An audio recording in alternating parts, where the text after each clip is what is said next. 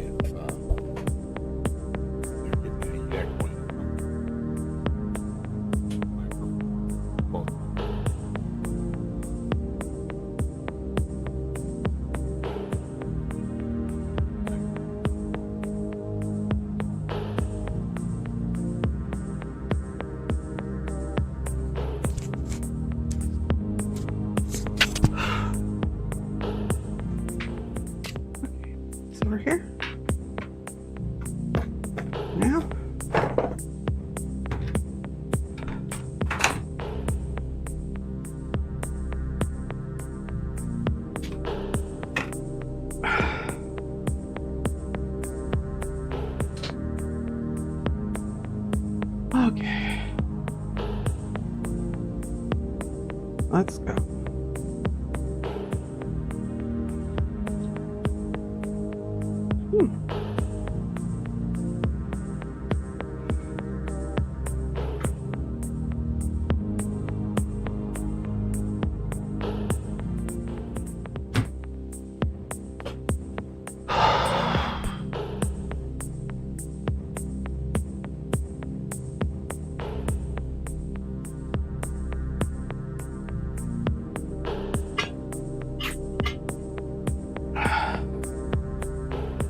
You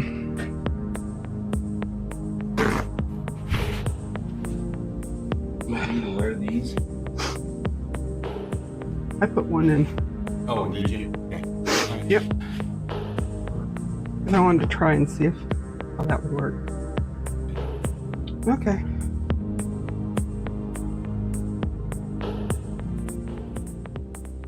You ready? Yep. I hear a little back talk.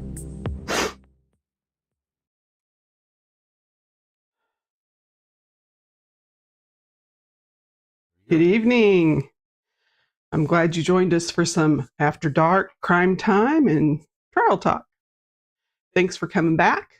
We're going to sit here and have a fabulous time together. But we're going to talk about some sad stuff, but things that we have to know about. And so please join in the chat, make comments, let me know what's happening so I can see what you're thinking. If you have any, I've got to get the right mouse here. If you have any cases that you're interested in, go ahead and give me an email. Sorry, that was my cat Moo. She decided to be a problem. Hey Bear, good to see you. Sarah, William, awesome. Thank you guys for coming. I really appreciate it. Now, this is all new to me. This is my second time doing it. So let's go ahead and talk. We're going to talk about Emily Pike.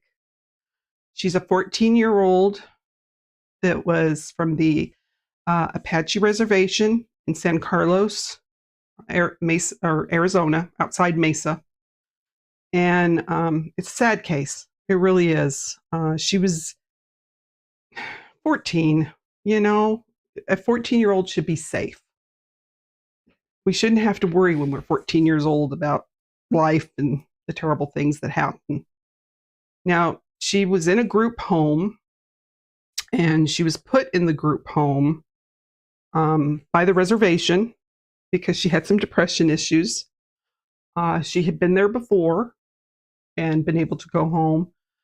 And so it wasn't a new place to her, but, no kid's going to like that. So they say that there was, I think they said a church group who had come to the group home, and they were, putting on a show or something. So everybody was occupied. And she decided she wanted to go out and meet this boy. And that she had met when she was taking guitar lessons.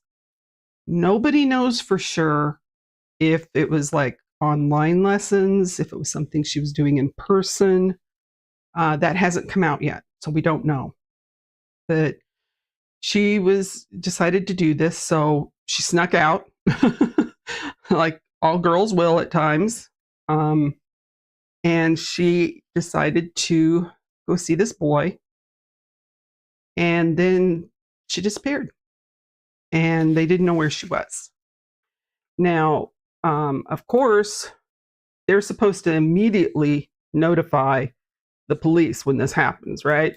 I would hope so. They would notify the police and say, hey, we've got this young girl that's missing from the group home. But that's not what happened.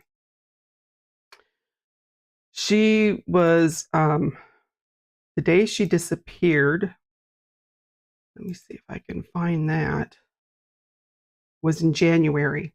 And it was 17 days before they found her.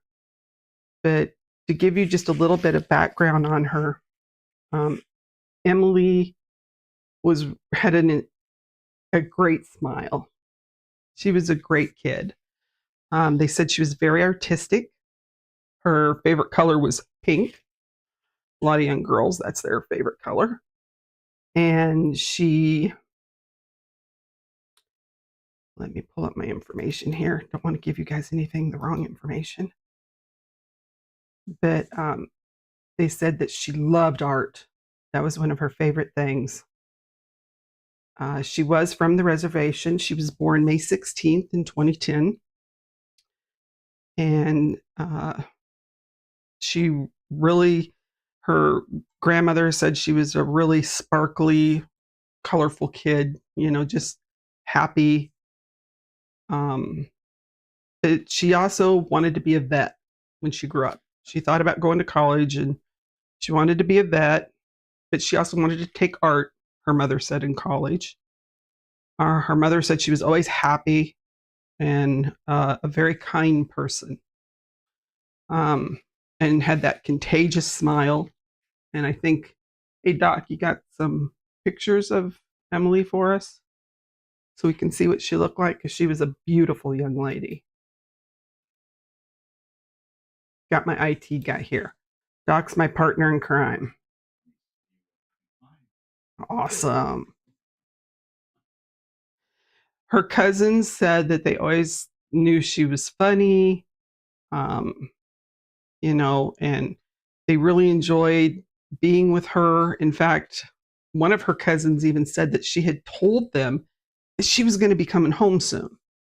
So, uh, they thought maybe that was what was happening. She was going to come home.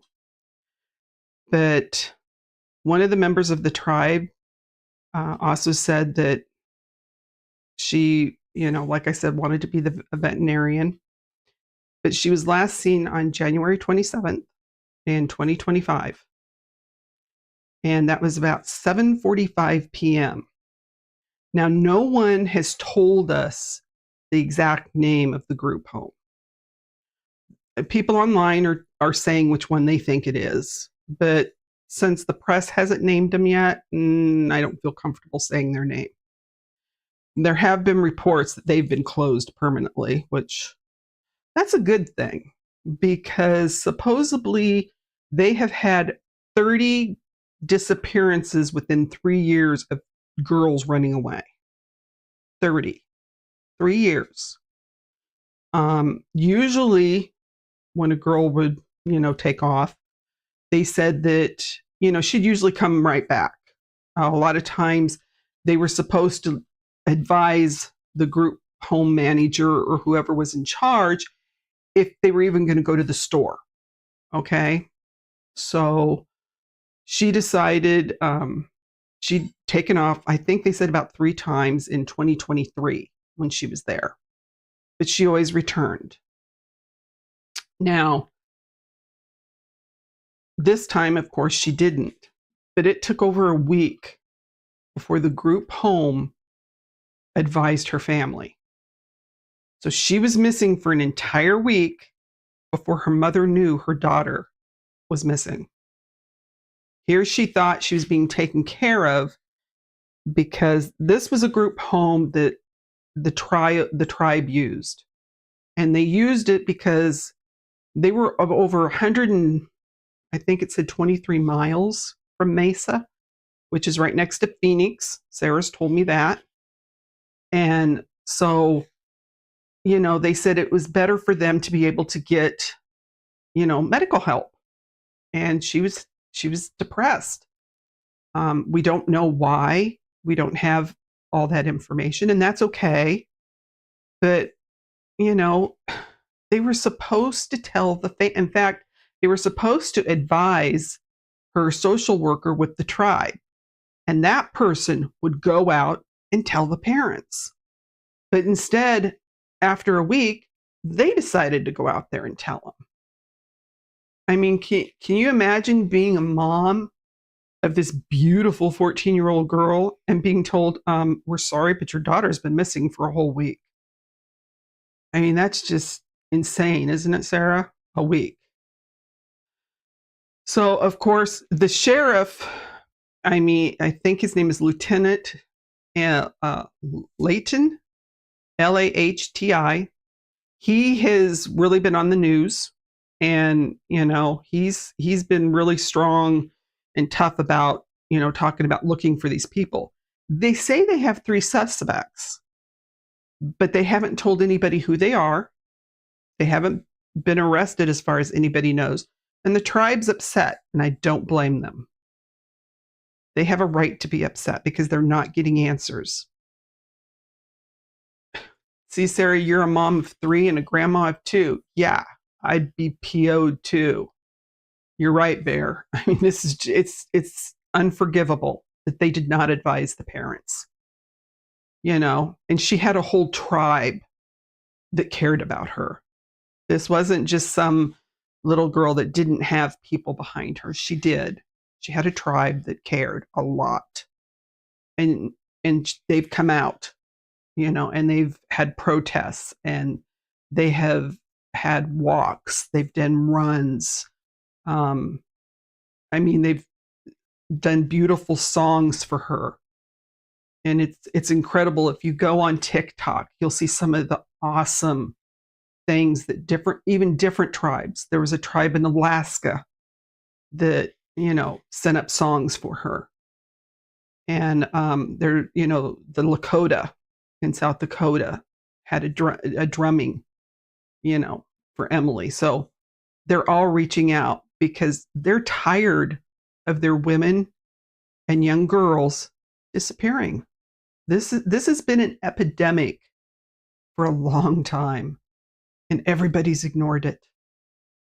Everybody has ignored it. And it's about time we all get mad because, they have I'm sure you've all seen the red hand print across the mouth, which is the symbol that they're not being heard, that these girls and women are disappearing, and they're either being murdered or they're missing.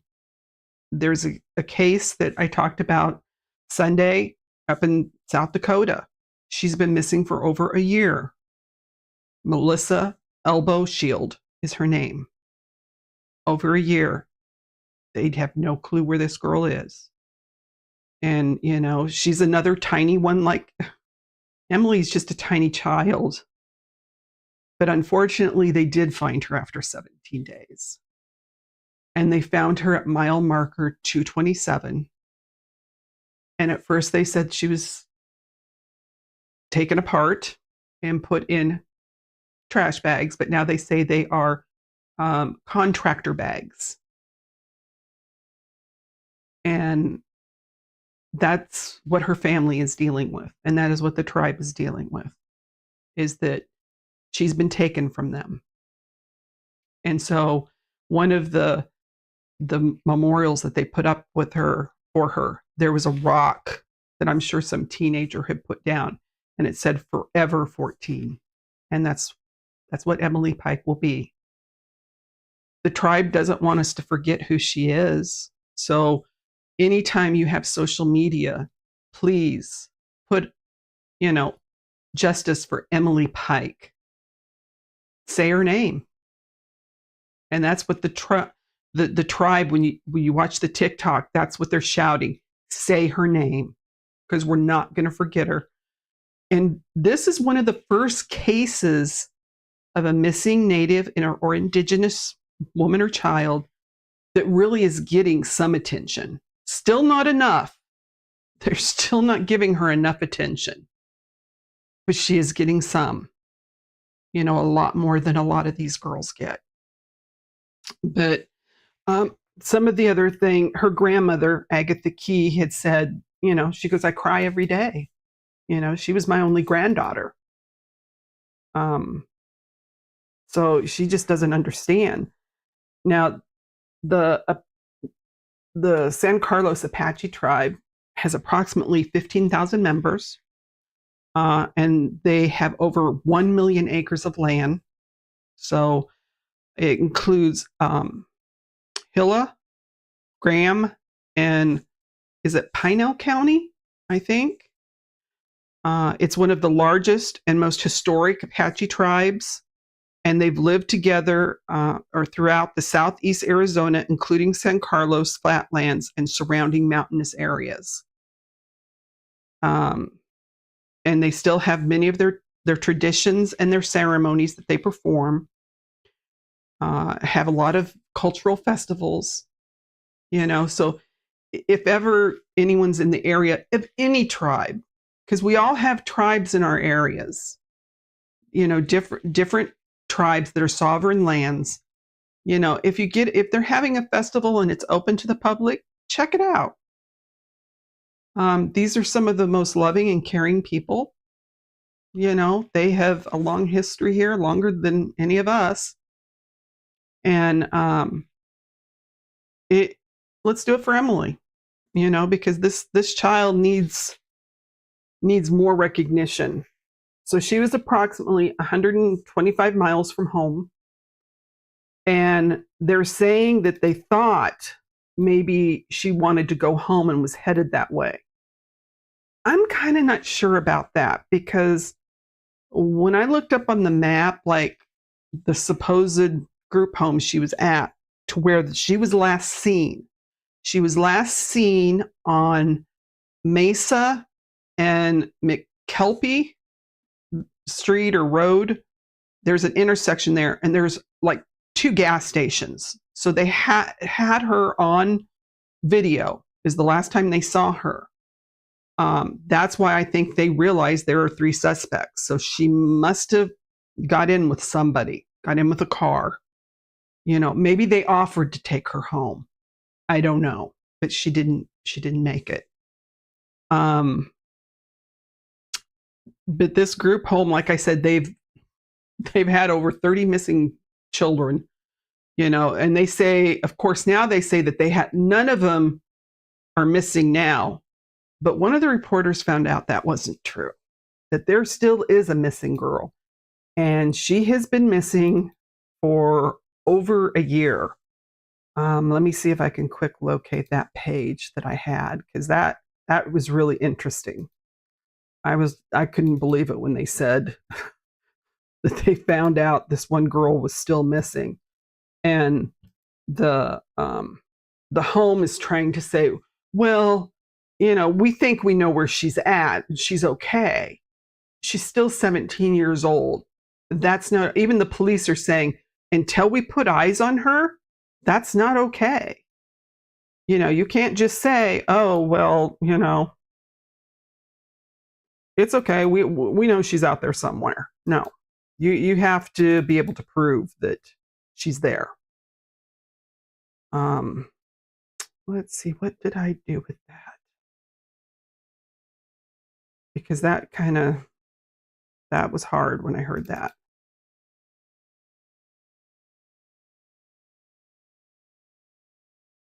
Let me see what we got. I'll just pull it up here.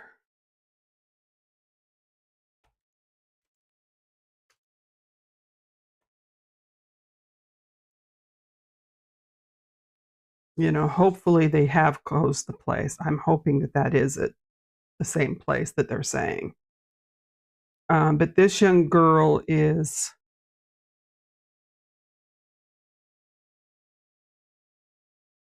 let me see.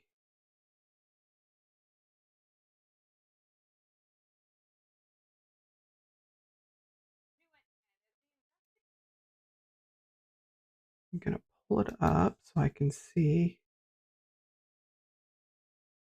Because she's 17 years old. And like I said, they said she's been missing for over a year now. And their response was, well, she's going to turn 18 in a month or so. Like, that's okay to lose somebody's kid? Okay. Her name is Veronica. She's been missing since May 18th, 2024.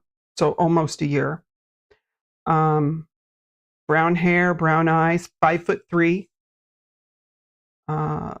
17, female. Her birthday is April 12th, so she won't be 18 until April 12th. but she needs to be found, and if they know where she's at and they're not telling, that's a problem.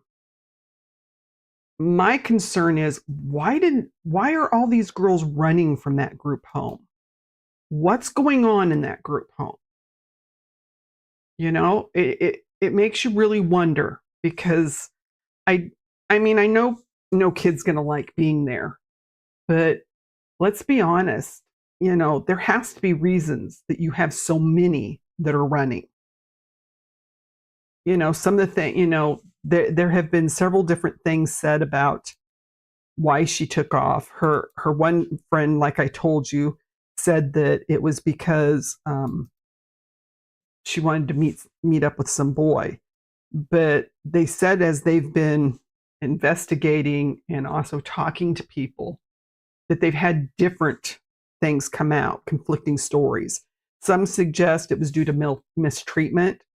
Others are citing that she had a confrontation with someone. They say it's unclear. There is surveillance footage that captures her in Mesa entering a vehicle. So they do have footage of her getting in a vehicle. But, they don't know if was she trying to find her way home. Were these people supposed to just take her back to the group home? We don't know, because she never got back there. But the Native community is very upset, and I don't blame them. Something for us to think about are the statistics, that 94% sexual violence statistics from a survey of 148 Native women in Seattle, Washington. And this was taken in 2018. I'm sorry, guys. But in 2018, this is where these statistics come from. So we know they're probably even worse. It says 94% had been raped or coerced in their lifetime. 42% of the victims that are raped or coerced attempt to delete themselves. 34% binge drink on a weekly or daily basis after they've been initially attacked. Only 8% of them, the first attack ended in a conviction. Only 8% ever got a conviction with the first attack. 86% reported being affected by historical trauma. It said 53% lack permanent housing. The statistics surveyed 71 cities from across the United States and found out that of the missing or red drummed Indigenous women and girls, that they have had cases were identified across these cities, and they had 128 of them of missing Indigenous women. 280 were cases of red drum Indigenous women. 98 were cases of unknown status, so they've never found them. 29 is the middle age, when they round it out, the age of the girls or women. It also said that the case, 153 cases were identified that did not exist in law enforcement records. Never even existed. Nobody ever took a record. And that was an interesting thing about this group home, is they said there were, in those 3 years, there were 42 instances, but only 30 reports. Now they said they don't know why, if those other 12, did they come back? We don't know. There's too many answers, or too many questions to that, and no answers. No, don't let it bring you down, Bear, because there is something we can do about it. And what we can do is we can talk about it. We can get the word out. We can say Emily's name. We can do hashtag MMIWG, which is red drummed and missing Indigenous women and girls. Indigenous and Native women and girls are more likely to be transported, because I don't know if they want me to say trafficked, but there I said it. So they can be they are more transported more than other nationalities. So these are things that until people start taking notice and standing up and saying, we're not going to stand for it. That's what we got to do. And so by going over these stories, talking about them, that's what's important, because they deserve their story to be told. And so that's what we're doing tonight. We're talking about Emily. We're talking about this little 14-year-old that wanted to be a veterinarian and loved pink. Most little girls do.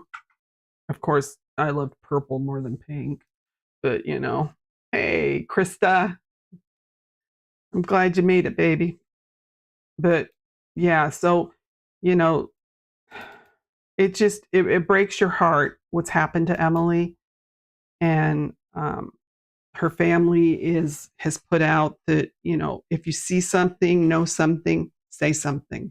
And I think that's the biggest thing we can take from this is anytime you think you see something odd, there's nothing wrong with calling the cops,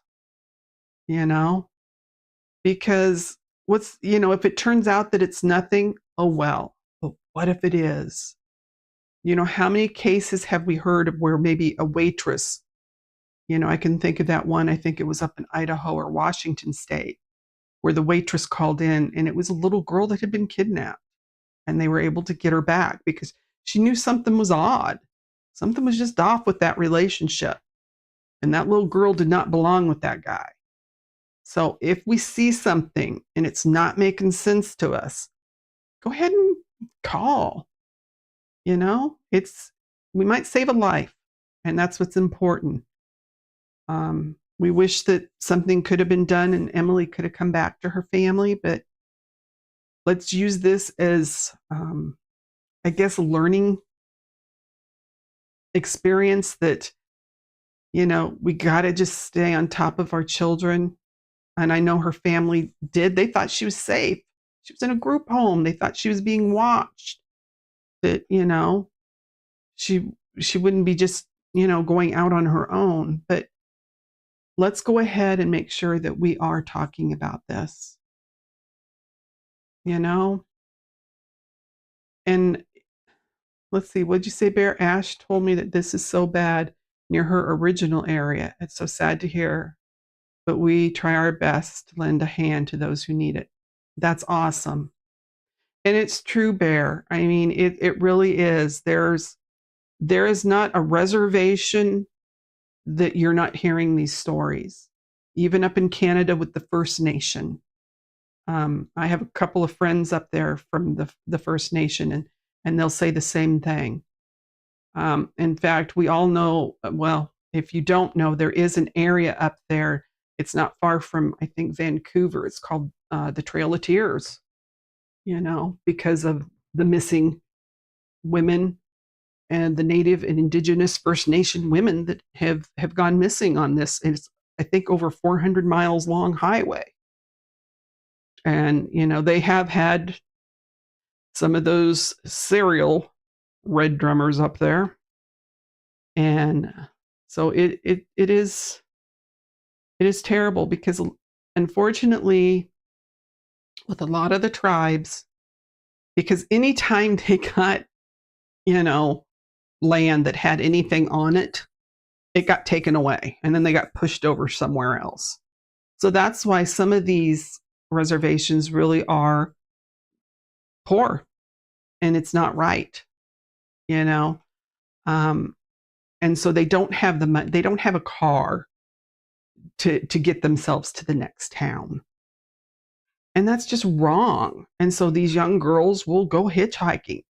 Don't go hitchhiking. Sarah, you're right. Get that on the phone of your kid. Track your girls, or track your boys, and like I told you guys Sunday, let your kids put you on their phone. Let them track you, because we have had parents that have disappeared. you know? So it's important that we know where each other is. Doc, I usually know where you're at. Well, yeah, that's not No, I don't let you get far, do I? hard. So, we got to watch out for each other, and we got to watch out for the people that are the most vulnerable, So let's make sure that we do that. Anytime, like Bear said, we can help. William, you're a single dad with two girls. Yeah. So I can see it does make you more nervous that you got to protect your girls. And we got to talk truthfully with our kids and let them know what's happening. I think too many times anymore we have young people that think it will never happen to me. Sadly, that's what every family or every child has ever said. It will never happen to us. It can happen to anybody. It doesn't matter your nationality. It doesn't matter your tax bracket or age, or it happens. So what we do is we do our best. We make sure that we're checking up on each other. We check in with each other. If you've got older girls that are headed to college, please don't let them go to spring break by themselves. I mean, no more of these young people are we need to lose to spring break. That's just young men too. They have to know if you go out together, you come home together. You never leave anybody behind, okay? I mean, down here in Texas, up down in Austin, they have had so many young men that have supposedly drowned, and it just doesn't make sense, and it's all from this one area, which is a very popular area in Austin. And it's where everybody goes drinking and partying, and you know and it's just it breaks your heart because we're losing too many young people, and it doesn't need to be happening. If you go out with your friends, look out for each other. It's not that hard. Someone needs to be a designated driver. I mean, that's just all there is to it. And I know at times, if you're out with your friends, even if you're the designated driver, sometimes it's like you're herding cats, trying to get everybody back in the group. But that's what you got to do, herd the cats, get them back together, you know? And I don't know when we decided that Ubers were safe for young drunk people to go get in an Uber by themselves. You don't know these people. I mean, I was taught don't get in a car with a stranger.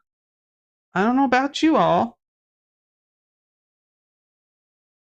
Yeah, I agree with you, Bear. In New Orleans, you don't go out alone. I lived in Baton Rouge for a while. I always told everybody Louisiana was another country, but New Orleans is another continent. You needed to get your shots before you go. It's a whole different ball game down there. And there's nothing wrong with protecting each other and looking out for each other. That's what it's all about, is making connections, because I think as people, that's what we all need. And I think we're getting away from making connections. Everybody texts. People don't call each other. You have friends come over and you say, hey, let's watch a movie, instead of like, let's have a conversation. Or someone says, we'll watch a movie, and then they sit there and they will text each other about the movie. It's like, people, you're supposed to communicate. We're naturally looking for people to make connections with. So, I mean, that blows my mind.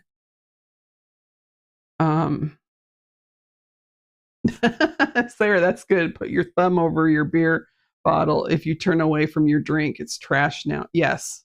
Never leave a drink unattended. Never take a drink from someone. I don't even care if it's the bartender that hands it to you saying it's from some dude or some woman down at the end of the bar. You don't know the bartender, you know? Bear, I gave Ash a pistol and a drink cover for a reason. Bear, me and a gun would be dangerous. Okay? Doc knows. I mean, trust me. Me with just a razor trying to shave my legs, I'm the first person that could probably actually, delete myself and not mean to because I'm dangerous with a razor. So, and it usually has a guard on it. So, me with a pistol, Doc ain't giving me one. Right, Doc? No pistols for me. But, there were some young men, and I'm sure there's something out there on the market that they had developed something like a straw or something that you could put in a drink, and it would tell you if there was something in it. And then someone told me one time that they actually developed a fingernail polish that was supposed to be able to do that. And most young girls wear fingernail polish. Hey, get that. Stick your finger in there and double check. Yeah, Baron, no guns for me. I'm not allowed. Just not allowed at all. I'm too dangerous. I'd probably end up harming myself and never hit anything that I was supposed to. So, yeah. Oh, you have the straw. Yeah. See that? Those are things to do. Hey, Coolio's watching too. Hey there, Coolio.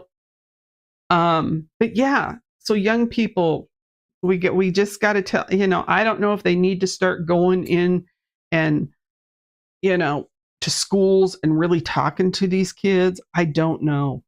But, start with your own girls and their friends.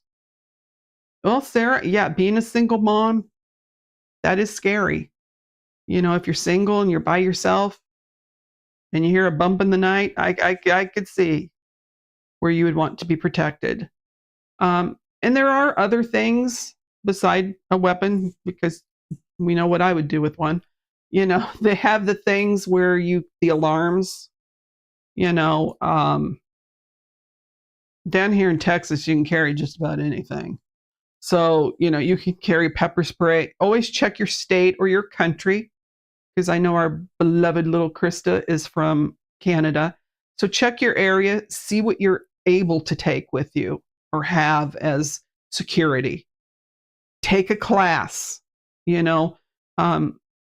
William, Bear, put those girls in some classes.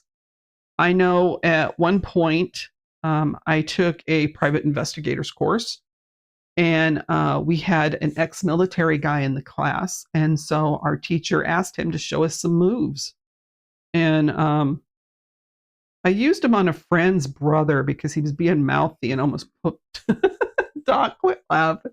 I did almost put him to his knees. I didn't mean to, but he was mouthy. Wasn't my fault. I was just trying my new moves. So, get those girls some training. Don't, even at a young age, they can go into different martial arts, or classes that they can take, so that they can feel a little more confident. Oh, you can't have pepper spray in Canada? Or did you say you could?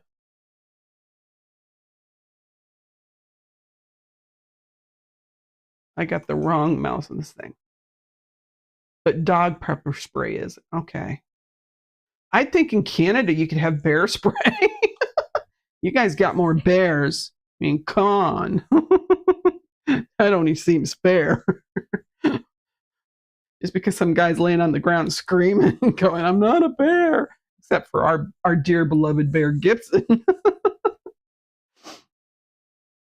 Oh, I'm glad you are a proud papa. You're a good husband, Bear. You've done so well. You're awesome. And I know Ash is happy to have you home, dude. You've made her year. But yeah, get the young men in classes. Just because they're a boy, don't think that they can protect themselves. There was a case I've heard of. I haven't delved into it a lot, but he was I can't even think of his name, but he was on the military reserves, and his parents still aren't sure what happened to him. Um, well, that's true, Sarah. You could miss with knowing me, I'd pepper spray myself. I am such a klutz. I really am. Tasers. Oh, I'm trying to think what that movie was with Betty White and the taser. It was hilarious. Do you remember that, Doc? There was some movie, yeah, where she got a hold of a taser and wanted to tase everybody, I thought. Or maybe it wasn't her. I don't know.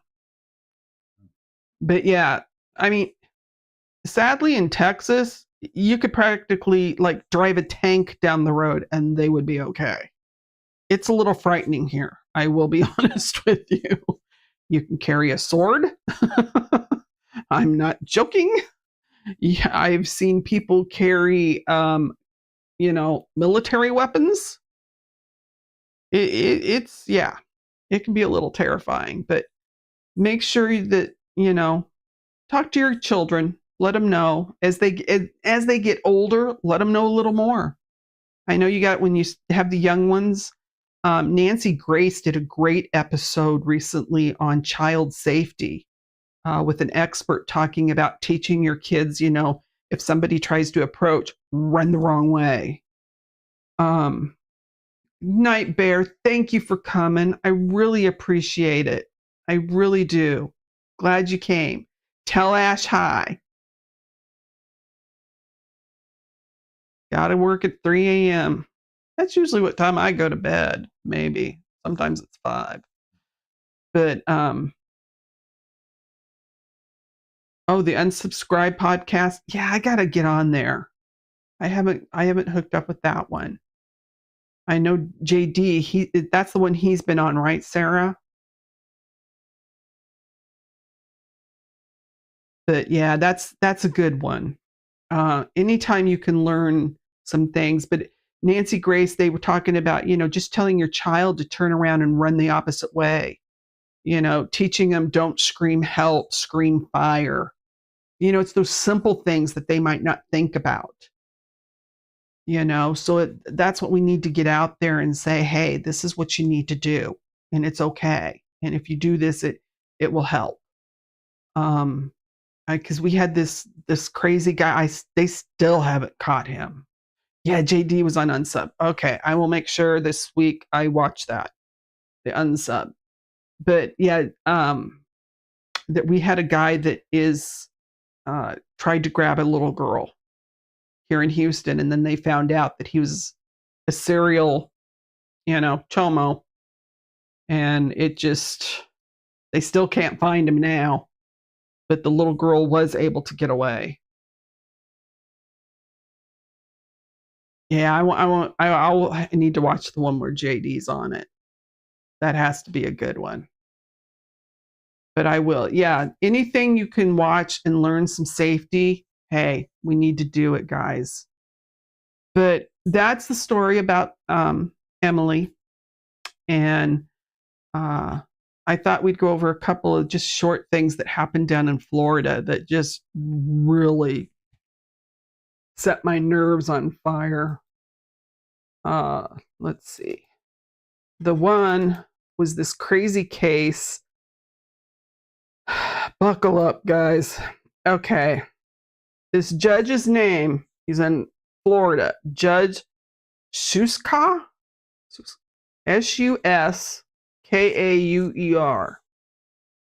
Anyway, he had a case before him of Sebastian Sconti, and he was a elementary school counselor. And he got caught with a 17-year-old. He was 25. Now in Florida, that's a huge no-no, big time. Okay? And so, of course, the 17-year-old is 17 and an idiot, so she doesn't think it's a big deal at all. because she's in love. But let's be honest, he's a chomo. Um, so this happened in November. They got caught in a car.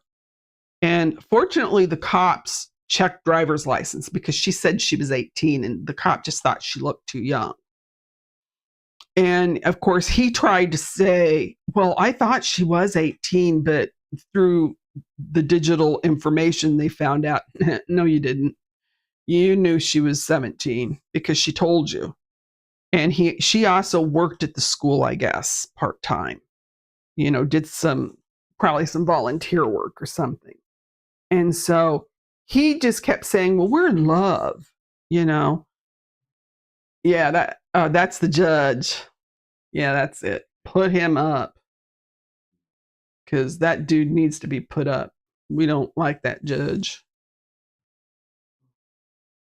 He's going to put his picture up. If he can, I didn't mess it up for him. Oh, that's good, Sarah. Having a code word in case a stranger approaches. Yeah. Even nowadays with your older kids, there should be a code word because you never know when someone's going to come out and say a parent or someone in the family's been in an accident. There's nothing wrong with having that. Even though we're not in the early 80s, and especially now that we have AI. Okay, because people can mask your voice and that gets a little creepy. So, because I know they had that one case where that woman called, or supposedly her daughter was kidnapped and she was supposed to be on a skiing trip, but they called and said they had kidnapped her and they wanted money and had her voice and everything. And it all turned out to be fake because she happened to call and the girl's like, yeah, I'm skiing. So they had used AI, probably got it off of YouTube or maybe her Facebook page or Instagram or something, and was able to use her voice and contacted the mother. It had to be someone that knew him, that knew she was out of town. But yeah, so I think a code word for the family is awesome. And of course, if your girls are littler, make sure that they know that, yeah, they have to keep it quiet. Oh, that's another case, but he's gonna be on that one too. That's why I'm concerned about that case. But so that was the picture of the judge that he just had up there. And so this guy, this Sconti guy, gets up in court and he told him that, he didn't think, that he's just a caring individual, and I'm kind and I'm thoughtful and I'm a human being who will always put the needs of others before myself. This is him talking to the judge, guys. And he said, I'm a very hard worker despite the legal status. He claimed, he's not a threat to society. Well, dude, you're a sex offender now. So, yeah, you are. And so then he apologized to her parents, which her parents wanted him thrown in jail. And I don't blame them because they said that this has just broken their family. Since he got arrested, they had a protective order against him. He wasn't allowed to get in contact with her. And so, but he said that he knew that when he was teaching at an elementary school when he did this, an elementary school, and he starts dating a 17-year-old. In Florida, she's a minor. That is a chomo. So, he recognizes that he pursued the relationship, he said, and he thought it would be challenging, but they were just so in love. And of course, she had turned 18 when this finally got to court. And so she wrote a letter saying how unethical and unwarranted it was for him to go to prison. And they said her father, she wasn't there, but she wrote in. And they said her father was just sitting there with his eyes covered. He just was devastated that his daughter had done this. But this is what the judge said, guys. This is going to blow you, okay? He said, for the rest of his life, he will always be labeled a sex offender. You may as well tattoo across his forehead that says sex offender. When he tries to get a job, when he tries to have a good relationship with someone, when he tries to bring his kids to school, that's a significant consequence. Don't you feel bad for him? I'd like to tattoo his forehead. And then the judge told the prosecutor that was prosecuting the case, because before, the first prosecutor on the case had said he didn't see it as a sex offense. And I think that may be why he no longer is on the case. But this one, prosecuting assistant Corning, she was not falling for this. But the judge told her, he says, you people at the state attorney's office don't appreciate the weight of the sex offender label. He said the judge went so far as to say that if the Jupiter police hadn't have caught them in 2023, they might be married by now. Really? And they said that the father just had his hand pressed to his eyes and his wife was just begging them to put this dude in jail. So what he did, he sentenced him to 30 days in jail, not prison, and terminated the no contact order. So now he's free to contact the girl, despite her parents objecting to that. And then he suggested that the case, if it had gone to trial, he might have got off scot-free. And the thing he forgets is under Florida statute 794.05, a person 24 or older engaging in sexual activity with someone 16 or 17 is guilty of unlawful sexual activity with a minor. The age of consent in Florida is 18. They do have a Romeo-Juliet law, but there's only a 4 years age difference, okay? So like if a girl was 17 and the guy was 21, that might, but this dude was 25. They also had texts from him where he was telling her how to lie and deceive her parents so that they could see each other.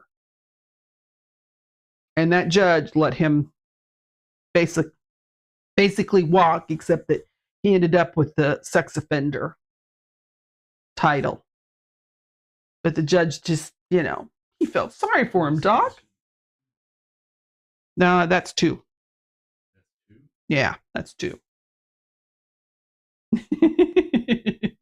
I'm sorry, I should have named him.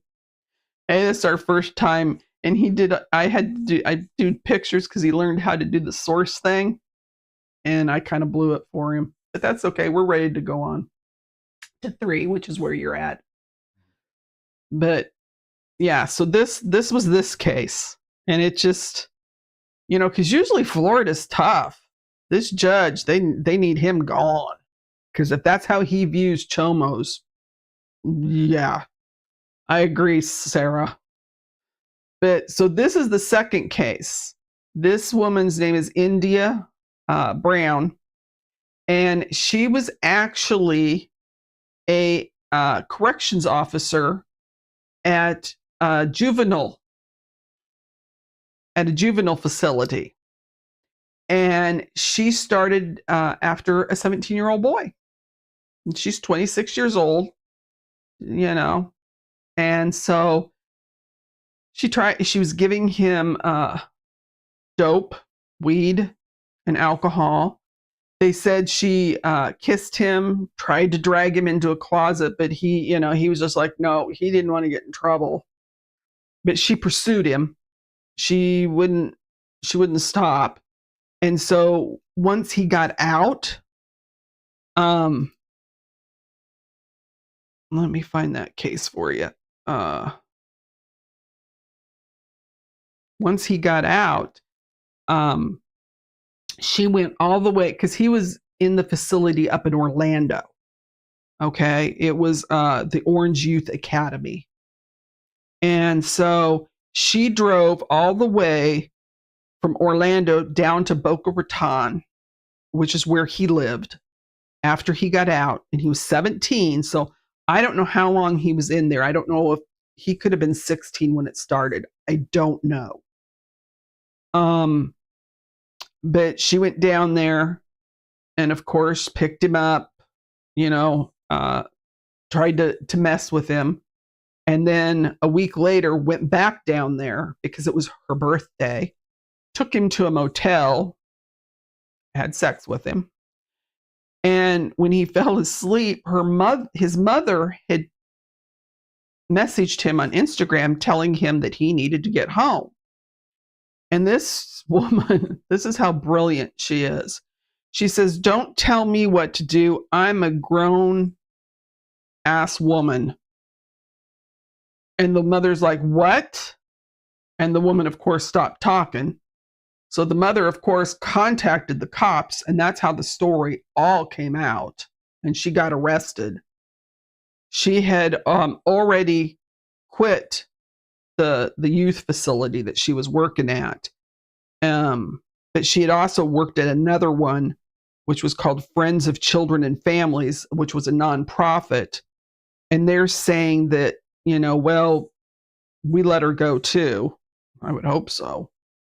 But the first judge that saw her, Judge Donald, set her bond at $75,000 and a no contact order with the family.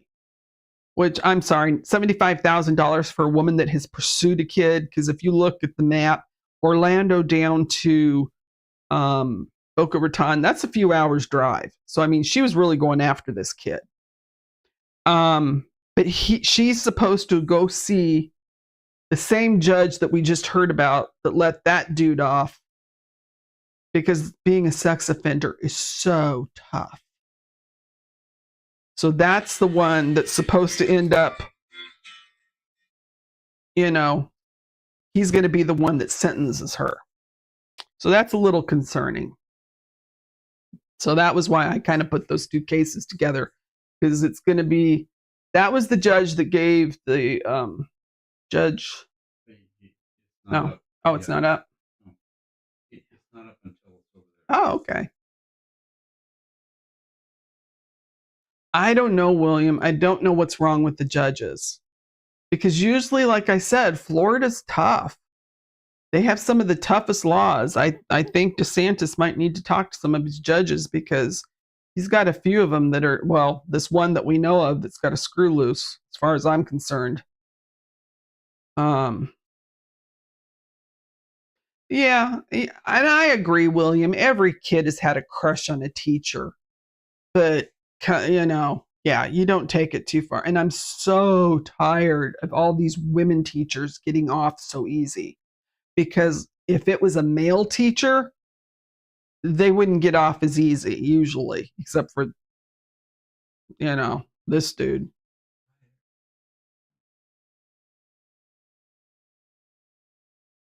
Yeah, I thought they were tough in Florida too, but this is the first judge I've found. And that's why I thought I'd bring it up tonight, because this dude, well, this is the judge that gave her the $75,000 bond. And he's the one that now is going to turn her over to the other judge. He was just the one that, puts the bond on them. And then they go over to the other judge. So, and that's the one that just let this other guy off, because, being a sex offender is just so hard. And it was interesting. I found this piece of information here, and it makes you think, because it talks about what are the effects on a child from being abused this way. And it says they deal with the long-term effects, which are the health and behavioral problems. They might have drug and alcohol problems as they get older, which we see a lot of people do. Teenage pregnancy, sexual health problems, crime. Some of them will turn to crime. Many of the victims, there are many victims, with just one perpetrator. So One perpetrator can do an awful lot of damage to an awful lot of children. And then there's society's consequences. How people are looked at. You know, and these are and what it costs. To take care of people that have been through this, all because judges or they're making plea deals or letting people off, and it's wrong. Yeah, William, yeah, I mean, those are the things that they go through, and it's not their fault. You can't blame these kids that are going through these things that they turn to drug or alcohol because they want to forget. you know we've heard JD talk about that. It doesn't make it an excuse, but sometimes, especially when they're young and they get started so early, because they can't deal. And a lot of times, if they don't tell, because they said that girls are more likely to tell than boys, but even they don't tell as often. Boys usually do keep it a secret, and so that's what makes it so hard on them. Because you keep that bottled in, and eventually something's got to give, and that's what happens. So we see people with addictions, and we have to be a little more kind, because we don't know what's gone on to get them there. Because let's face it, most people are not wanting to go out there and be so addicted to something that they give up taking care of themselves, that they don't really even care if they're here or gone. you know People don't want to live like that. Not really. They chase the high, but it's not like that's really what you know they want to keep living like. I'm sure they see other people and see how life's supposed to be. And some people just aren't strong enough. They just aren't strong enough. So, hey, whenever we see someone that is strong enough or wants help, that's what we got to do. We got to help. Put that hand out. See what you can do to help someone, because we don't know what happened in their past that's got them to that point. And so much of the child, you know, essay goes on that it just doesn't get talked about. And it's something that scars these people for life. So let's make sure that we're not doing that. The last case I'm going to mention, it's really, we're not going over the whole case. Case 5, it's just talking about Nikki McCain. Let's not forget her. It's hashtag Where is Nikki? We know her husband, after almost a year, finally spoke out and made a buffoon of himself by saying he was there to support the family. He wasn't there to look for his wife. He was there for support. And I felt so sorry for her sister, standing there looking at this guy like, really? You're here to support us after all this time? You're right, William. I'm sure your cousins are battling demons. And it's sad, because we got to try and help when we can. And here's Doc's going to put up a picture of our beautiful Nikki. We want justice for her. She was brutally, allegedly beaten by her husband November 29th, 2023. She had to, after over 3 hours of him just, attacking her, she ran with him chasing her, got in the car and took off. And so by the time the cops found out, it was December 1st and she was in the hospital and, a mess. And she said she was filing charges this time. So we know she'd been abused. Sadly, a lot of abused women get so tore down. Domestic violence, yeah, it takes a long time for a woman to finally speak up. And when she does speak up, that's the most dangerous time there is for her. And so this was in December of 2023. Then in 2024, it was, I think, around, let's see, it was what, May? Yeah, May. Her brother in law got taken to the hospital for an emergency and she went. And her case for the domestic violence was coming up, I think, in June. And so her husband Tyler tried to get her to drop the case. I think his mother tried to get her to drop the case, and she wasn't. She was done. She was ready to go. And so she was there with his family because his brother was in a critical medical situation. That night, it was May 17th. She was driving her mother-in-law's vehicle. They think that she went back to her house and then she texted her sister Chloe and said, I am going home, or I'm taking the car back. And so that was after midnight, I think between 12 and 12:30 on May 18th. And that's the last anybody's heard from her. Weird things have happened in this case. There have been fires.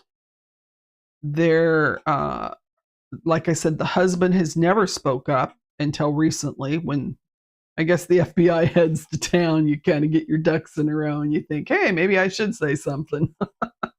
Yeah. But so now we just want to make sure that we do hashtag where is Nikki? The cops are asking in the FBI, they want to know if anybody remember seeing a red truck that was out at the location that her vehicle was dumped at a week after she disappeared. That actually her husband Tyler said he dumped. So they know he dumped it. He finally fessed up to that. We know her mother-in-law got her car back. The next morning she had it. So there's so the police want to know if anybody has seen a red truck that picked up a guy close to where her vehicle was dumped. So that's what we need to. There's the lovely Tyler. And so we just want to remember Nikki. We want to make sure that hashtag where is Nikki? Hashtag, justice for Emily Pike. Those are our stories tonight. I really appreciate you guys hanging out with me. This has been nice. I hope I get better at this. Doc has been awesome. But we're both learning how to do this, aren't we, Doc? It's new to both of us. But we're trying. We tell these stories to learn something. If you are in a terrible relationship, reach out, get out, but protect yourself. When you leave and you make up your mind that you're going, that is the most dangerous time for you. And that's when most of the violence happens. More likely than not, a woman has already tried maybe 7 times to leave. And it could be every time she got put back into that situation, it was worse. And that's why it takes even longer to get away. You got to remember, this is someone that takes away their self-esteem, makes them feel worthless. They don't think that anybody else is going to care for them. They've cut off everybody that you know. So you're kind of isolated, because by now your friends are all no longer trying to help you because they're like, well, I tried and she wouldn't leave. Well, there, there are things that happen. Christy, you're right. They control the finances. There might be nothing in your name. You might not have a car. You might not have a home. And if you have children, Nikki had 4. Now, this is another situation where actually Tyler is a native of the Wintu tribe in Redding, at the Redding Rancheria in Redding, California. And so that's, he's got that protection. And because his family has been with the tribe for a long time, and nobody likes to point the finger at the Hayward McCain family. And so, Nikki's sisters, if it was not for Kay and Chloe, 2 of the strongest women I have ever seen. Tyler is a big guy. I think he's like 5'11" or something like that. Nikki was 4'11". She didn't have a chance against this guy. Not a chance. He's a big dude. Well, when he was beating her up, allegedly. We do allegedly because we don't want to be sued. It is my opinion, but I don't know the facts of everything. But the police did a report when she got, beat up badly. The cop even said that she had black eyes, and was a mess. So this is someone that got strong enough to finally say, I'm done.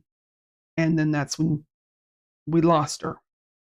The cops finally came out. They never did one press conference since she's been missing until the other day.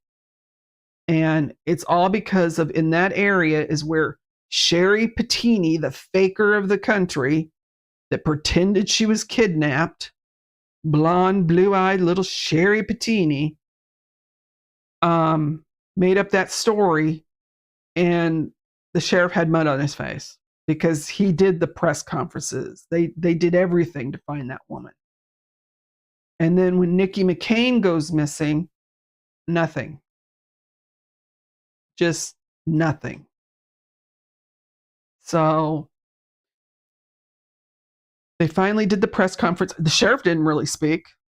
They had nothing really to say. They mostly were just letting the family speak. And so, like I said, Kay and Chloe, if you get a chance, look it up, the press conference. They got themselves on Nancy Grace. They got on other shows because they want justice for their sister and for her 4 children. That's the location where her vehicle out in there was found. And so they're looking for anyone that saw a red pickup that picked up a man. And that was Tyler. So you saw what he looked like, saw what that. Let your friends know, put it out on social media. You never know when someone might just have one small clue that could help any of these stories. So I'm going to let y'all go tonight. I thank you from the bottom of my heart for coming and supporting me. It's awesome. I love you all. I love Krista and William and Sarah and Bear, even though he's gone. So thank you very much for being here for me, guys. This is nerve-wracking, but I'm getting a little more confident. So thanks. And next week we'll be on Sunday and see what we come up with then. If, like I said, if anyone has a suggestion or an idea for a story or something they're concerned about, hey, send me an email and I'll be glad to look into it, okay? I love you all. Have a good night and we'll see you all later. Bye.